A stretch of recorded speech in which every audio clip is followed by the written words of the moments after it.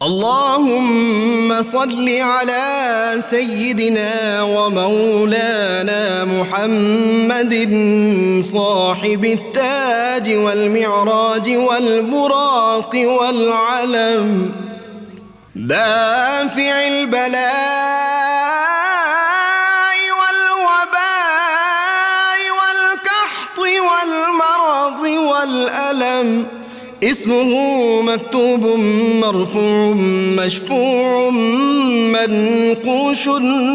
في اللوح والقلم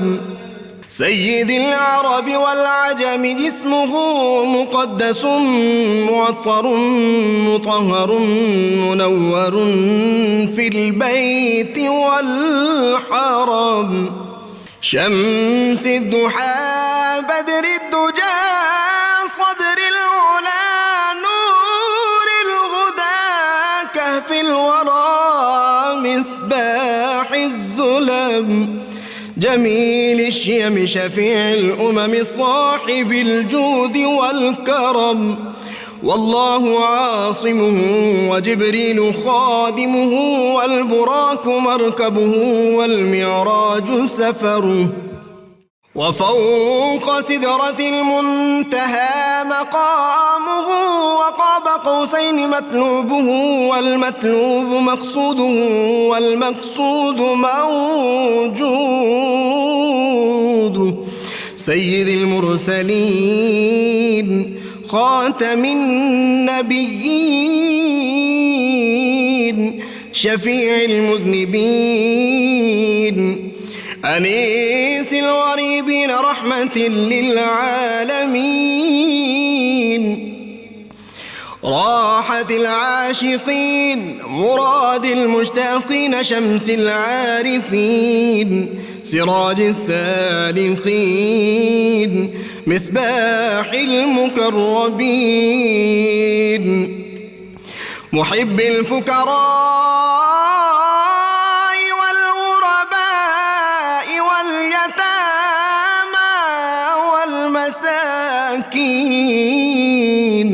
سيد الثقلين نبي الحرمين إمام القبلتين وسيلتنا في الدارين صاحب قاب قوسين محبوب رب المشرقين ورب المغربين جد الحسن والحسين مولانا ومولى الثقلين سيدنا أبي القاسم محمد بن عبد الله نور من نور الله يا أيها المشتاقون بنور جماله بلغ العلا بكماله كشف الدجى بجماله حصنت جميع خصاله صلوا عليه وآله وأصحابه وسلموا تسليما اللهم صل على سيدنا ومولانا محمد بسم اللہ الرحمن الرحیم۔ السلام علیکم ناظرین، پروگرام صبح نور کے ساتھ آپ کا میزبان نذیر احمد غازی حاضر ہے۔ ناظرین کرام، حضرت ابو انیس محمد برکت علی صاحب رحمہ اللہ کی مشہور تالیف اسماء النبی الکریم صلی اللہ علیہ وآلہ وسلم سے ایک اسم مبارک پڑھنے کی سعادت حاصل کر رہا ہوں۔ سیدنا المیسر صلی اللہ علیہ وآلہ وسلم، ہمارے سردار آسانیاں پیدا فرمانے والے، درود و سلام بھیجے اللہ آپ صلی اللہ علیہ وسلم، آپ کی آل پاک اور آپ کے صحابہ کرام پر۔ سیدنا ابو ہریرہ رضی اللہ عنہ سے روایت ہے کہ حضور نبی صلی اللہ علیہ وآلہ وسلم نے ارشاد فرمایا، دین بہت آسان ہے، اور جو شخص دین میں سختی پیدا کرے گا تو اللہ تعالیٰ اس پر دین کو غالب کر دے گا۔ پس تم لوگ میانہ روی اختیار کرو اور اعتدال کے قریب رہو، اور خوش ہو جاؤ کہ تمہیں ایسا دین ملا جو کہ نہایت آسان ہے۔ آپ صلی اللہ علیہ وسلم نے مزید فرمایا، صبح، دوپہر اور رات کے کچھ حصے میں عبادت کے ذریعے اللہ تعالیٰ سے مدد مانگو۔ ناظرین کرام، آج ہم ایک ایسی ہستی پاک کا ذکر پاک کرنے کی سعادت حاصل کر رہے ہیں جن کے بارے میں جب نعت امام محمد رضا رحمۃ اللہ نے لکھی تو اس میں ایک شعر میں اشارہ کیا، یا رسول اللہ صلی اللہ علیہ وآلہ وسلم، تیری نسل پاک میں ہے بچہ بچہ نور کا، تو ہے عین نور تیرا سب گھرانہ نور کا۔ ناظرین کرام، آج اس ہستی پاک کا ہم ذکر پاک کرنے کی سعادت حاصل کر رہے ہیں جن کی تربیت مصطفیٰ کریم صلی اللہ علیہ وسلم نے فرمائی تھی، اور مسلمہ اول طاہرہ طیبہ سیدہ خدیجۃ الکبریٰ ملکۃ العرب جو تھی، ان کی گود میں جنہوں نے پرورش پائی، ان کا مقام کیا ہوگا، ان کی تربیت کیسی ہوگی۔ اور یہ وہ ہستی ہے جن کا نکاح جو تھا وہ امر الہی سے ہوا تھا۔ یہ وہ ہستی ہے سیدنا صدیق اکبر رضی اللہ تعالیٰ عنہ کے اہل خانہ کے ساتھ جنہوں نے ہجرت کی سعادت اور صعوبتیں برداشت کی، جن کی بدولت سیدنا عثمان کو ذو النورین کا لقب ملا اور خطاب ملا، جن کا نکاح جو تھا یہ ماہ نور ربیع الاول میں ہوا تھا۔ یہ کیسی برکتوں کا ماحول تھا، اور جب ان کی دنیا سے رخصتی ہوئی تھی تو آپ صلی اللہ علیہ وسلم جناب عثمان کو مخاطب کر کے فرمایا تھا، اگر میری 10 بیٹیاں بھی ہوتی تو میں عثمان کے نکاح میں دے دیتا۔ اور انبیاء کرام 1,24,000 کم و بیش انبیاء کرام کی کسی نبی کی 2 بیٹیاں کسی ایک شخص کے نکاح میں نہیں آئیں، تو یہ سیدنا عثمان ذو النورین کو اللہ تعالیٰ نے یہ اعزاز بخشا تھا۔ اور پھر ان کی نماز جنازہ خود رحمت کونین صلی اللہ علیہ وسلم نے پڑھائی، اور خود آپ بقیع میں تشریف لے گئے، اور جب ان کو قبر انور میں اتارا جا رہا تھا تو اللہ کے محبوب صلی اللہ علیہ وسلم کی چشمان پاک سے جو تھے وہ غم کے آنسو جو تھے وہ بہہ رہے تھے، اور صحابہ کرام نے اس وقت ان کو پوچھا۔ اس بات سے تو سب مسلمان واقف ہیں کہ رحمت کونین صلی اللہ علیہ وسلم کی 4 بیٹیاں سیدہ خدیجۃ الکبریٰ کے بطن مبارک سے جو تھی وہ اللہ تعالیٰ نے عطا فرمائی تھی، سیدہ زینب، سیدہ رقیہ، سیدہ ام کلثوم اور سیدہ فاطمہ۔ اس پہ کوئی امت مسلمہ میں اختلاف نہیں، جتنے اہل علم ہیں وہ اس بات کو مانتے ہیں۔ اسی طرح آپ صلی اللہ علیہ وسلم کو اللہ تعالیٰ نے 3 صاحبزادے عطا کیے، حضرت قاسم اور عبداللہ جو تھے وہ سیدہ خدیجۃ الکبریٰ کے بطن عطر سے اللہ نے عطا فرمائے، اور سیدنا ابراہیم جو تھے یہ حضرت ماریہ قبطیہ رضی اللہ تعالیٰ عنہ کے بطن مبارک سے تھے۔ آج شہزادی مصطفیٰ صلی اللہ علیہ وسلم سیدہ ام کلثوم سلام اللہ علیہا کے تذکار پاک، ان کا زہد، ان کا تقوی، ان کا خوف خدا، ان کا دین اسلام کے لیے تکالیف اور مصائب برداشت کرنا، اور پھر ان کا اپنی بہنوں سے، اور سیدہ فاطمہ سلام اللہ علیہ کی جس طرح انہوں نے تربیت فرمائی، اور اپنی والدہ سے ان کا کیا تعلق تھا، اور رحمت کونین صلی اللہ علیہ وسلم کو اپنی صاحبزادیوں سے کتنی محبت تھی اور ان سے کتنی محبت تھی، یہ سارے واقعات آج ان پہ ذکر کرنے کے لیے میرے ساتھ اس سلسلے نور اور محفل نور میں جو اسکالر شریک ہیں علامہ ذوالفقار مصطفیٰ ہاشمی، آپ ان سے واقف ہیں، ان کے ساتھ پروفیسر عین الحق بغدادی، ان کے ساتھ نوجوان اسکالر پروفیسر بشارت صدیق ہزاروی، اور آخر میں میں صوفی نعت خوان حافظ محمد بابر صاحب سے منقبت بارگاہ شہزادی کونین شہزادی رسول صلی اللہ علیہ وسلم آپ کو سنواؤں گا۔ سیدہ ام کلثوم کی بارگاہ میں نذرانہ عقیدت منقبت پیش فرمائیں گے۔ میں ابتدا کر رہا ہوں جناب علامہ مصطفیٰ ہاشمی صاحب سے۔ جی علامہ صاحب، تعارف بنیادی طور پہ آپ کی پیدائش کب ہوئی اور کس طرح؟ جی بسم اللہ الرحمن الرحیم۔ قبلہ غازی صاحب، پیارے کریم آقا صلی اللہ تعالیٰ علیہ وسلم کے گھرانے سے یہ ایک پھول جن کا آج ہم خوشبو جو ہے وہ لینے بھی جا رہے ہیں اور بکھیرنے بھی جا رہے ہیں، سیدہ کلی کہیں تو زیادہ اچھا لگتا ہے۔ اچھا جی ٹھیک ہے، خاتون کا ذکر ہونا جب جی جی تو اس ہستی پاک کا تو پھر گلشن مصطفیٰ کی کلی جی ٹھیک ہو گیا، جزاک اللہ۔ تو سیدہ ام کلثوم رضی اللہ تعالیٰ عنہ حضور علیہ الصلوۃ والسلام کی 4 جو شہزادیاں ہیں ان میں سے تیسرے نمبر پر ہیں سیدہ فاطمہ الزہرا رضی اللہ تعالیٰ عنہا سے بڑی۔ جی ہاں، آپ کی ولادت باسعادت مکہ مکرمہ میں حضور علیہ الصلوۃ والسلام کے اظہار نبوت کے بعد ہوئی ہے، اور پیارے کریم آقا صلی اللہ تعالیٰ علیہ وسلم کے اظہار نبوت کے ساتھ ہی جب سیدہ خدیجۃ الکبریٰ رضی اللہ تعالیٰ عنہا نے جو ہے وہ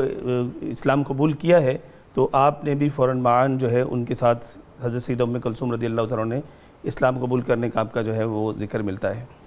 اس میں حضرت سیدہ ام کلثوم رضی اللہ تعالیٰ عنہ کا نام جو آپ کے سیر نگاروں نے لکھا ہے وہ پیارے کریم آقا صلی اللہ علیہ وسلم نے سیدہ آمنہ اپنی والدہ ماجدہ رضی اللہ تعالیٰ عنہ کے نام پر سیدہ آمنہ نام رکھا تھا۔ اچھا، اور لیکن آپ کی کنیت جو ہے یہ ام کلثوم ہے، لیکن کنیت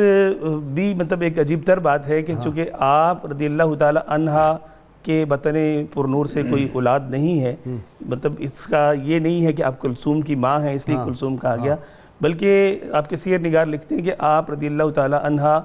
دیگر حضور صلی اللہ علیہ وسلم کی شہزادیوں کی مثل بڑی وجیح اور بڑی نورانی اور بھرے ہوئے گال والی ہستی اللہ تھی، تعالیٰ نے ان کو جمالیاتی ثروتیں بھرپور عطا فرمائی تھی۔ تو ام کلثوم جو ہے وہ کہتے ہیں جس کا چہرہ ستاروں کی مثل درخشاں ہو، چمکتا ہوا ہو، اس کو کلثوم کہتے ہیں۔ واہ واہ، تو اس نسبت سے آپ رضی اللہ تعالیٰ عنہ جو ہے وہ ام کلثوم کہلائیں، اور اتنا آپ کا یہ جو آپ کی کنیت ہے یہ اتنی مشہور ہوئی کہ آپ کا اصل نام جو ہے اسے بہت کم لوگ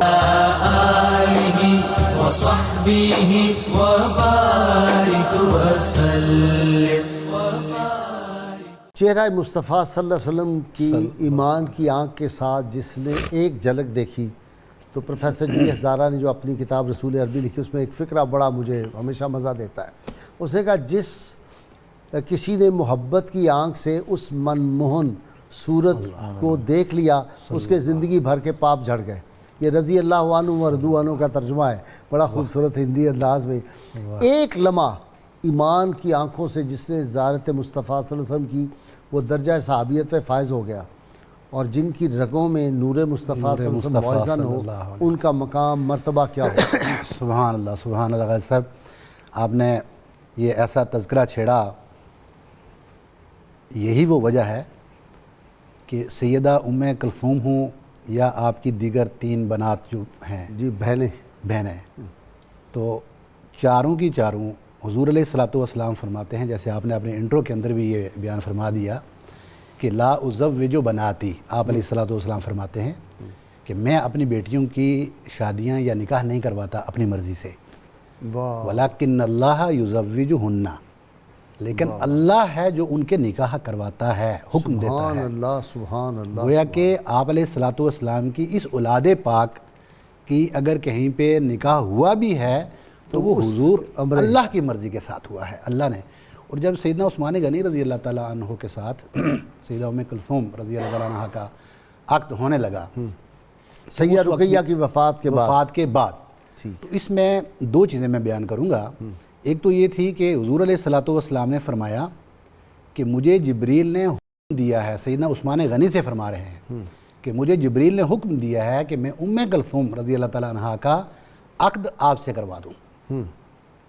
تو گویا کہ یہ بھی حکم الہی کے ساتھ ہوا۔ دوسری بات یہ تھی کہ سیدہ رقیہ رضی اللہ تعالیٰ عنہ کے وصال کے بعد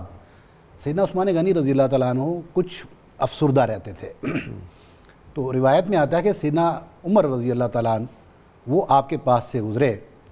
تو دیکھا کہ فہو حزین، یعنی عثمان غنی رضی اللہ عنہ حزن و ملال میں ہیں، پریشان۔ پوچھا ما یحزنک، کس چیز نے آپ کو اس حزن و ملال میں ڈال دیا ہے؟ کیونکہ آپ ماشاءاللہ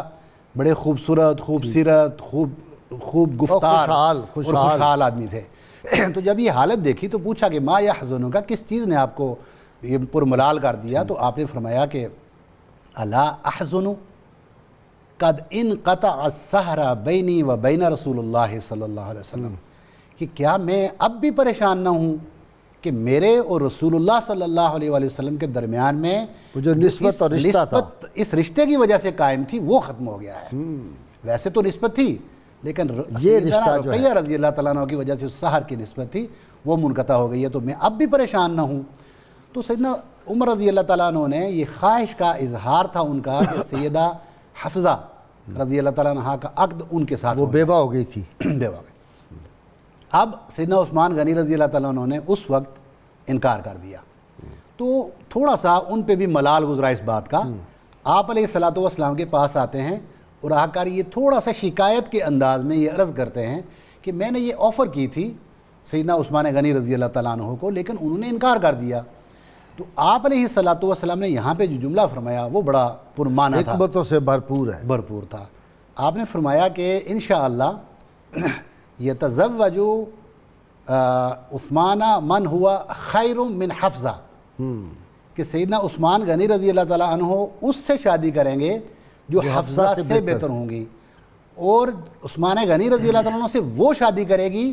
جو سیدنا حفصہ سے بہتر ہوگی۔ کیونکہ سیدنا حفصہ سے اس لیے کہ آپ نے جو آپ نے بات کی تھی کہ وہ اولاد پاک ہے، جو سیدہ حفصہ کی جس سے شادی ہوگی وہ عثمان سے بہتر ہوں گے۔ تو اب سیدنا حفصہ رضی اللہ تعالیٰ عنہ کی جو شادی تھی وہ حضور علیہ الصلوۃ والسلام کے ساتھ عقد ہوا، اور کلثوم رضی اللہ تعالیٰ عنہ کا سیدنا عثمان غنی رضی اللہ تعالیٰ عنہ کے ساتھ ہوا۔ تو یہ ایک کمبینیشن ایسا بنا کہ یہ اس لیے عثمان غنی کو یہ روایت ہے امام علی رضی اللہ تعالیٰ عنہ سے، اور المعجم الکبیر میں شاید اس کو روایت کیا گیا ہے کہ امام اسقلانی نے روایت کیا ہے، حافظ ابن حجر اسقلانی نے، وہ فرماتے ہیں کہ یہ وہ شخص ہیں سیدنا عثمان غنی رضی اللہ تعالیٰ عنہ جن کو ملائے اعلیٰ کے اندر ذو النورین کے لقب سے پکارا جاتا ہے، سبحان اللہ، کہ دو نوروں والا۔ تو جو آپ نے بات کی تھی کہ آپ علیہ الصلوۃ والسلام کی اولاد میں بچہ نور کا، تو ڈائریکٹ کیونکہ یہ آپ کی اولاد براہ راست اولاد میں سے ہیں، تو اس لیے سیدنا عثمان غنی رضی اللہ تعالیٰ عنہ کو، اور جو یہ دو نوروں والے جی بشارت صاحب، دو نور جن کے گھرانے میں ہوں تو سبحان اللہ، ایک نور اس قابل ہے کہ پوری دنیا کو روشن کر دے، اور جس کے گھر میں دو نور تھے، سبحان اللہ۔ بسم اللہ الرحمن الرحیم۔ غازی صاحب اعلیٰ حضرت نے بڑے خوبصورت انداز میں لکھا کہ نور کی سرکار سے پایا دوشالہ نور کا، ہو مبارک ذو النورین تم کو جوڑا نور کا۔ تو وہ جو جوڑا نور کا ہے وہ ایک حضرت رقیہ اور دوسری حضرت ام کلثوم رضی اللہ تعالیٰ عنہ کی ذات اور ہستیاں ہیں۔ حضرت ام کلثوم رضی اللہ تعالیٰ عنہ حضور صلی اللہ علیہ وسلم کی صاحبزادی، جس طرح آپ کو سابقون الاولون کا بشارت، یہ تو بڑے مسئلے حل ہو گئے، میں نے تو ابھی غور کیا جب آپ نے کہا، یعنی یہ نور اور بشر کا جھگڑا تو یہی ختم ہو جاتا ہے۔ بارک اللہ فیک۔ میں غازی صاحب ذو النورین دو نور والے ماشاءاللہ، جن کے گھر میں رحمت کونین صلی اللہ علیہ وسلم کی صاحبزادی چلی جائیں اور دو چلی جائیں تو وہ ذو النورین بن جائیں، تو وہ جن کی صاحبزادیاں ہیں تو خود نور والے جو ہیں، پھر ان کے بارے میں کیا خیال؟ جی میں نے یہ بات اس لیے نہیں کی غازی صاحب کہ یہ شعر اتنا آسان اور عام فہم ہے کہ ہر شعور رکھنے والا شخص شعر پڑھتا ہی سمجھ جاتا ہے کہ جن کی بیٹیاں نور ہیں اور جن کے گھر میں گئی وہ نور ہیں، تو پھر خود نبی علیہ السلام کی نورانیت کا عالم کیا ہوگا۔ تو یعنی یہ اعلیٰ حضرت نے بڑے خوبصورت پیرائے کے اندر اس کا اظہار کیا، اور ذو النورین کے لقب پر تو کسی کو کوئی اختلاف نہیں ہے، اور ذو النورین ہر ایک حضرت عثمان غنی کو صبح طیبہ میں ہوئی، جی بڑھتا ہے باڑا نور کا، صدقہ لینے نور کا، آیا ہے تارا نور کا۔ تو اب حضرت عثمان غنی رضی اللہ تعالیٰ عنہ کو ذو النورین کس نسبت سے کہا جاتا ہے، تو وہ یقیناً آپ کی دو صاحبزادیاں جو حضور صلی اللہ علیہ وسلم کی صاحبزادیاں آپ کے نکاح میں آئیں اس وجہ سے۔ اب دیکھیے حضرت ام کلثوم رضی اللہ تعالیٰ عنہ جس طرح سابقون اولون کے اندر آپ کا نام ہے اور یہ اعزاز اللہ تعالیٰ نے آپ کو عطا کیا، اسی طرح مہاجرین کی فہرست کے اندر بھی ان کا نام شامل ہے، لہٰذا وہ تمام آیات اور وہ تمام احادیث جو سابقون الاولون پر جو مصداق ہیں اور مہاجرین کے فضائل کے لیے جو حدیث اور آیات آئیں اس کا مصداق حضرت ام کلثوم ہے۔ نبی علیہ السلام جب مکہ المکرمہ سے مدینہ طیبہ کی طرف ہجرت فرما گئے تو چند دن قیام کے بعد آپ نے ابو رافع اور زید بن حارثہ رضی اللہ تعالیٰ عنہما ان کو بھیجا، اور یہ سواریاں لے کر اور زاد راہ لے کر مکہ المکرمہ آئے۔ حضرت سودہ بنت زمع، حضرت فاطمہ الزہرا، حضرت ام کلثوم رضی اللہ تعالیٰ عنہ، ان شخصیات کو لے کر پھر وہ مکہ المکرمہ سے مدینہ طیبہ کی طرف روانہ ہوئے، تو اس طرح مہاجرین کی فہرست کے اندر بھی ان کا نام آیا۔ دوسری بات یہ کہ جب آپ کا نکاح ہو گیا حضرت عثمان غنی رضی اللہ تعالیٰ عنہ کے ساتھ، اس کے بعد ایک جو معاشی صورتحال تھی وہ اس حوالے سے بھی کہ حضرت عثمان غنی رضی اللہ تعالیٰ عنہ کو اللہ تعالیٰ نے مال بڑا عطا کیا تھا، اور حضرت ام کلثوم رضی اللہ تعالیٰ عنہ کے حوالے سے یہ بات موجود ہے کہ آپ لباس بڑا عمدہ اور اچھا لباس استعمال کرتی تھی، جیسا کہ حضرت انس بن مالک رضی اللہ تعالیٰ عنہ نفاست طبیعت میں بہت زیادہ جی میں نے اس لیے عمدہ کا لفظ بولا کہ خوبصورت اور عمدہ لباس آپ استعمال کرتی تھی، کہ میں نے حضرت انس بن مالک فرماتے ہیں کہ میں نے دیکھا حضرت ام کلثوم رضی اللہ تعالیٰ عنہ پر ایک بڑی خوبصورت چادر تھی اور بڑی عمدہ چادر کو دیکھا، ان کی ایک نفاست تھی اور عمدگی کو جو وہ پسند کرتی تھی۔ حضرت عثمان غنی رضی اللہ تعالیٰ عنہ کے ساتھ جو خوشگوار تعلقات تھے، کہ حضور صلی اللہ علیہ وسلم آپ کے گھر تشریف لے گئے جبکہ حضرت عثمان غنی رضی اللہ تعالیٰ عنہ گھر میں موجود نہیں تھے، تو آپ نے اپنی صاحبزادی سے پوچھا کہ اے میری بیٹی تم نے عثمان کو کیسا پایا ہے؟ تو انہوں نے عرض کیا ابا جان کہ وہ بلند تر شخصیت ہے اور اعلیٰ اخلاق کے مالک ہیں۔ اس پر نبی علیہ السلام نے فرمایا کہ بیٹی ایسا کیوں نہ ہو، اس لیے کہ عثمان دو شخصیات سے مشابہت رکھتا ہے، ایک تمہارے دادا حضرت ابراہیم علیہ السلام سے اور تمہارے والد حضور نبی کریم صلی اللہ علیہ وسلم مصطفی صلی اللہ علیہ وسلم۔ اگلی بات جو آپ نے جو روایات کے اندر موجود ہے، نبی علیہ السلام نے یہ بات ارشاد فرمائی کہ اخلاق کے حوالے سے میری ذات کے ساتھ سب سے زیادہ مشابہت رکھنے والے وہ حضرت عثمان غنی رضی اللہ تعالیٰ عنہ ہیں۔ تو ان کے نکاح کے اندر پہلے ایک صاحبزادی اور پھر دوسری صاحبزادی حضرت ام کلثوم رضی اللہ تعالیٰ عنہ کا نکاح آپ نے کیا۔ پھر دیکھیے کہ جس طرح دوسری صاحبزادیوں نے 13 سالہ وہ دور کہ جہاں ظلم کا اذیت کا ہر پہاڑ توڑا گیا، جس طرح حضرت سیدہ زینب، سیدہ رقیہ، سیدہ ام کلثوم اور سیدہ خاتون جنت فاطمہ الزہرا رضی اللہ تعالیٰ عنہ، یہ تمام شخصیات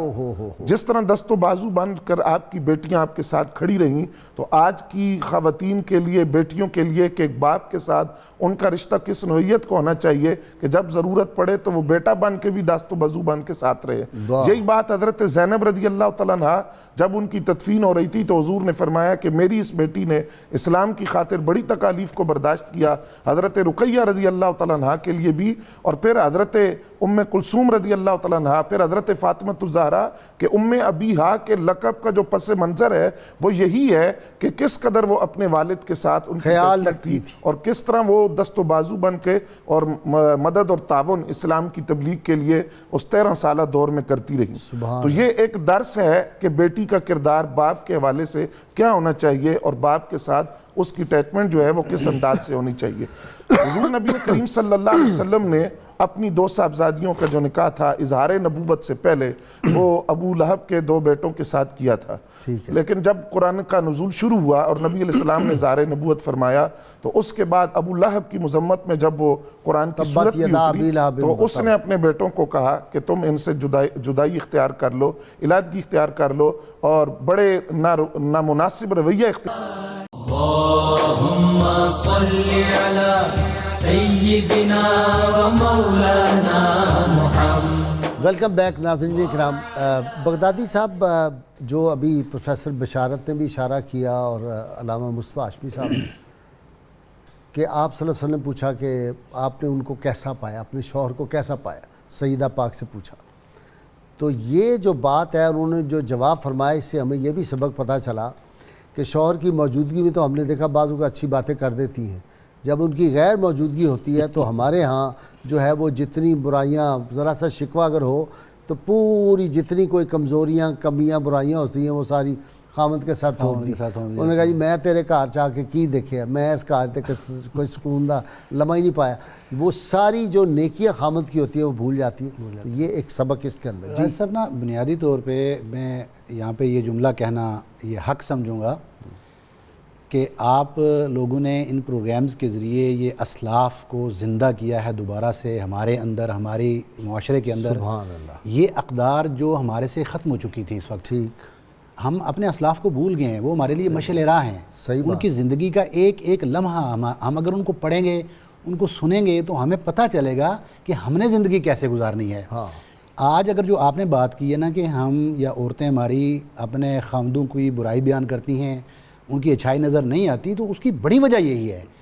آپ اگر ان کی زندگیوں کو پڑھیں کہ عثمان غنی رضی اللہ تعالیٰ عنہ چلو بہت مالدار انسان تھے، بڑے خوشحال تھے، لیکن حضرت علی رضی اللہ عنہ، فاطمہ الزہرا رضی اللہ تعالیٰ عنہ کے حوالے سے تو یہ ہے کہ امام علی جب کچھ لے کر آتے تھے مزدوری کے بعد تو وہ پکتا تھا، اور رات کے جس پہر آتے تھے تب پکتا تھا، تب وہ جو اناج لے کر آتے، سیدہ اس سے اس وقت آٹا بناتی، چکی پیستی اور پھر کھانا بنتا، لیکن شکایت کا جملہ زبان پہ نہیں آتا تھا، کبھی بھی نہیں آیا۔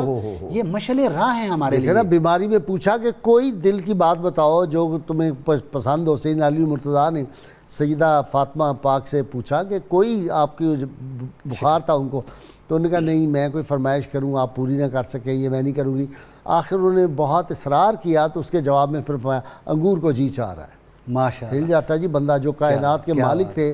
انہوں نے جو اسوہ بنا کے دکھایا۔ میرا ایمان ہے پروفیسر بغدادی، میں یہ کلیئر کر دوں اپنے ناظرین کے لیے بھی، سیدنا علی المرتضیٰ بہت بڑے باپ کے بیٹے، یہ عرب کے جاگیردار لوگ تھے، مکہ میں سب سے زیادہ زمینیں ان کی تھی، پھر ہجرت کی، اللہ کی راہ میں سارا کچھ قربان کیا، پھر جو آتا تھا وہ تقسیم کر دیتے تھے۔ غربت والا معاملہ نہیں ہے، حضرت علی مرتضیٰ کو چاہتے پتھر کو اشارہ کرے تو وہ سارا سونا بن جاتا۔ ان کے جو سیدہ پاک کے والد گرامی اللہ کے محبوب صلی اللہ علیہ وسلم ساری کائنات کے خزانوں کے مالک ہیں، وہ کہتے بیٹا جاؤ یہ احد سے جا کے 1 من وہ پتھر لے آؤ، وہ پتھر سونا بن جاتا۔ یہ ہمیں سکھانے کے لیے تھا، ہمارے لیے ہے۔ اصل بات یہ تھی کہ ایسا ہوگا، کچھ میری امتی غریب بھی ہوں گے، جن کے جو شوہر ہوں گے وہ غریب ہوں گے، اسرت کی زندگی ہوگی، وہاں بھی شکایت نہیں کرنی، وہاں اس طرح یہ اسوہ ہے، اسوہ ہوگا۔ یہ سب سے عظیم ہستیوں کا اسوہ جو ہے وہ آپ نے دیکھنا ہے کہ وہ اس طرح انہوں نے زندگی گزاری، تو ہم کیوں شکوے شکایتیں کریں؟ بے شک بے شک میں کلیئر کرنا چاہ رہا ہوں۔ سیدنا عثمان ماشاءاللہ بہت یہ خوبصورت بات ہے واقعی کہ اس سے کوئی وہ التباس واقع نہ ہو، لوگ غلط سائڈ پہ نہ جائیں۔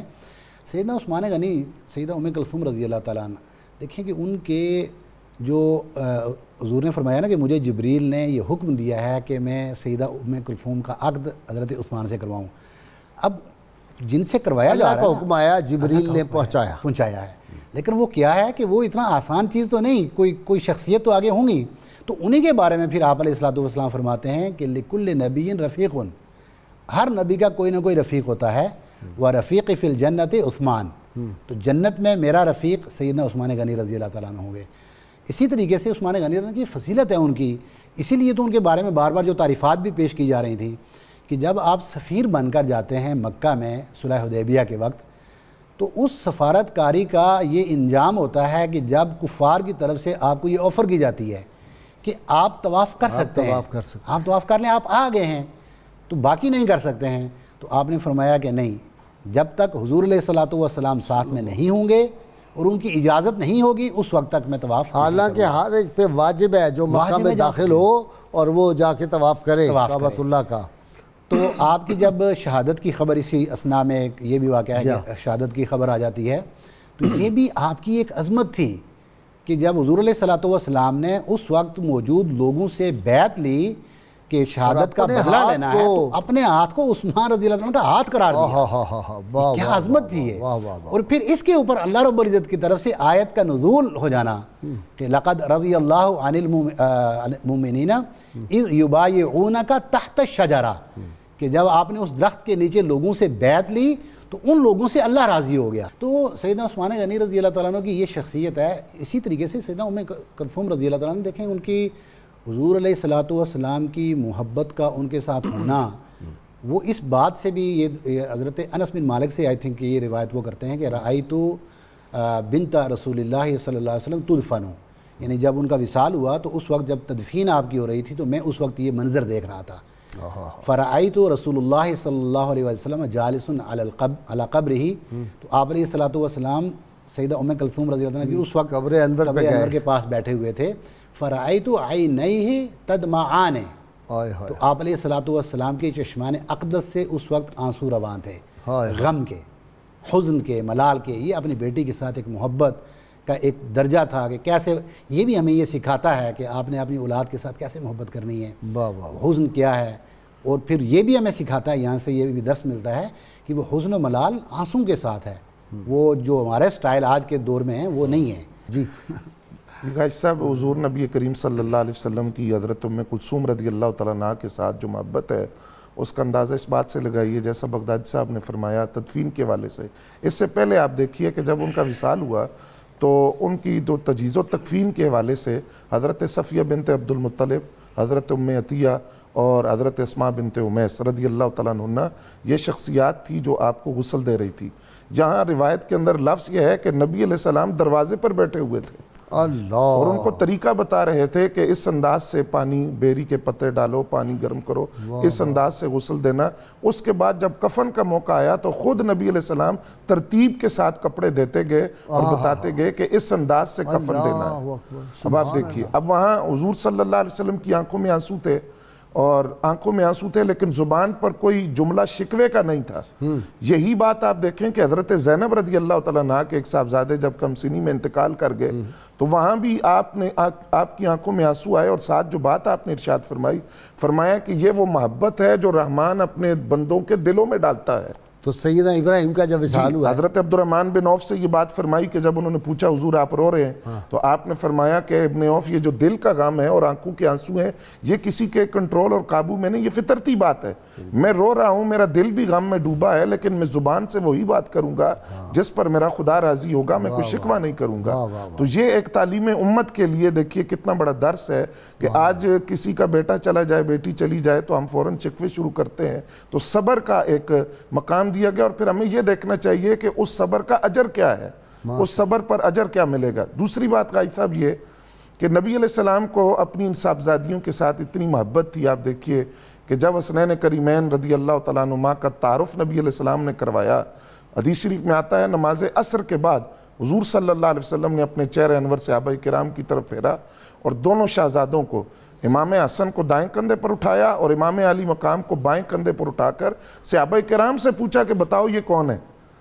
اب یہ ایسا تعارف نبی علیہ السلام کروانے لگے تھے. فرمایا بتاؤ یہ کون ہے؟ عرض کیا حضور آپ فرمائیں. تو آپ نے فرمایا کہ یہ حسن ہے، سر سے لے کر ناف تک یہ میری تصویر ہے، اور یہ حسین ہے، ناف سے لے کر قدموں تک یہ میری شبیہ ہے. اس کے بعد آپ نے فرمایا کہ تم جانتے ہو ان کی اماں کون ہے، ان کے بابا کون ہیں، ان کے نانا کون ہیں، ان کی نانی کون ہے، ان کے ماموں کون ہیں، ان کی خالائیں کون ہیں، چچا کون ہے، پھپھی کون ہے، اور ان کا مقام کیا ہے. اس کے بعد نبی علیہ السلام نے تعارف کروایا. فرمایا جانتے ہو ان کے نانا نبیوں کے سردار ہیں، ان کی نانی خدیجۃ الکبریٰ ہیں، ان کی اماں فاطمۃ الزہراء ہیں، ان کے بابا علی المرتضیٰ ہیں، ان کے چاچا جعفر بن ابی طالب ہیں، ان کی پھپھی ام ہانی بنت ابی طالب ہیں، ان کے ماموں قاسم اور ابراہیم ہیں. اور آگے فرمایا کہ ان کی خالائیں جانتے ہو کون ہیں؟ وہ سیدہ زینب ہیں، وہ سیدہ رقیہ ہیں، سیدہ ام کلثوم ہیں. اس کے بعد فرمایا کہ یہ تو تعارف تھا، اب ان کا مقام سنو. فرمایا جدہما فی الجنہ، جدتہما فی الجنہ، امہما فی الجنہ، ابوہما فی الجنہ، خالہما فی الجنہ، خالتہما فی الجنہ، امہما فی الجنہ، امتہما فی الجنہ، وہما فی الجنہ، ومن یحبہما فی الجنہ. فرمایا ان کے نانا نانی بھی جنت میں، اماں اور ابا بھی جنت میں، ان کی خالائیں بھی جنت میں، ماموں بھی جنت میں، پھپھی بھی جنت میں، چچا بھی جنت میں، وہما فی الجنہ، یہ دونوں خود بھی جنت میں، اور جو ان سے محبت کرتا ہے وہ خود بھی جنت میں ہے. اب یہاں تعارف کے اندر بھی خالاؤں کا ذکر کیا، اور اس حدیث سے یہ بھی پتہ چلا کہ نبی علیہ السلام کی 4 صاحبزادیاں جن میں 3 خالاؤں کا ذکر اس حدیث میں آیا. دوسری بات غازی صاحب یہ دیکھیں کہ نبی اکرم صلی اللہ علیہ وسلم کی جو اہل بیت ہیں ان کے ساتھ محبت، جس طرح کہ حدیث شریف میں آتا ہے کہ ایک دن کی محبت سال کی عبادت سے بہتر ہے. اہل بیت کے ساتھ ایک دن کی محبت پورے سال کی عبادت سے بہتر ہے. تو یہ جو بار بار ہم ان شخصیات کا ذکر کرتے ہیں، اصل میں تو ہم اپنی آخرت سنوارنے کی کوشش کر رہے ہیں. بہت شکریہ علامہ صاحب آپ کا بھی، بغدادی صاحب آپ کا شکریہ، بشارت آپ کا بھی. ناظرین کرام، درود پاک سننے کے لیے بہت مختصر وقفہ آپ نے میرے ساتھ آسانی کے لیے وظیفہ ہے. اگر کوئی شخص کسی بڑی سے بڑی مشکل میں مبتلا ہو تو اللہ تعالیٰ کا اس میں مبارک یا بدیع 100 مرتبہ 41 دن تک پڑھے، انشاءاللہ تعالیٰ آسانی کے اسباب پیدا ہو جائیں گے. شرط یہ ہے کم از کم 11 مرتبہ کوئی بھی درود پاک جو آپ کو آتا ہو وہ ضرور پڑھیں. سیدنا علی المرتضیٰ شیر خدا فاتح خیبر ارشاد فرماتے ہیں،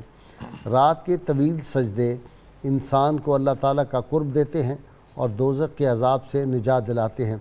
جی حافظ بابر صاحب. کلثوم بنت نبی کا مرتبہ ہے جہاں میں نرالا، جن کا ذوالنور نوری لقب ہے، دولہا ہے آپ کا شان والا، ان کا رتبہ جہاں سے نرالا. خون ان میں ہے پیارے نبی کا، نور ہی نور ان کا ہے اسوا، ان کی عظمت بیان کیا کروں میں،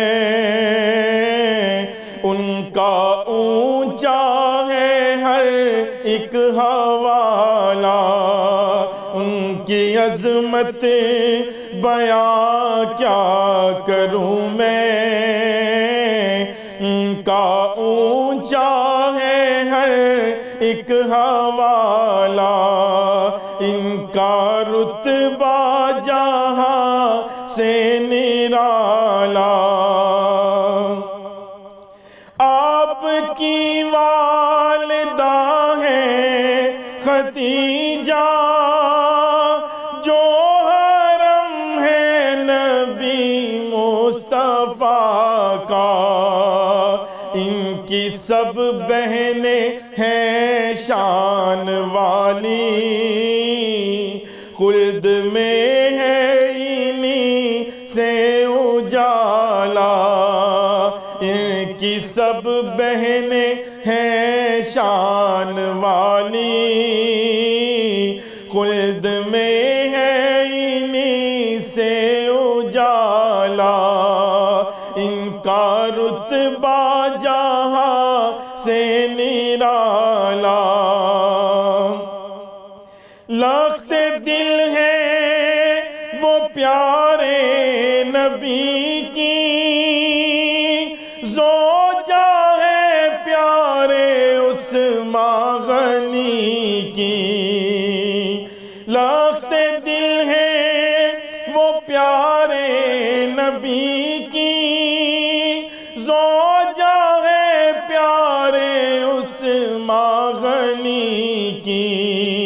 رب اکبر نے ساجد کرم سے بخشا ذوالنور کا ہے دوشالہ، رب اکبر نے ساجد کرم سے بخشا ذوالنور کا ہے دوشالہ، ان کا رتبہ جہاں سے نرالا۔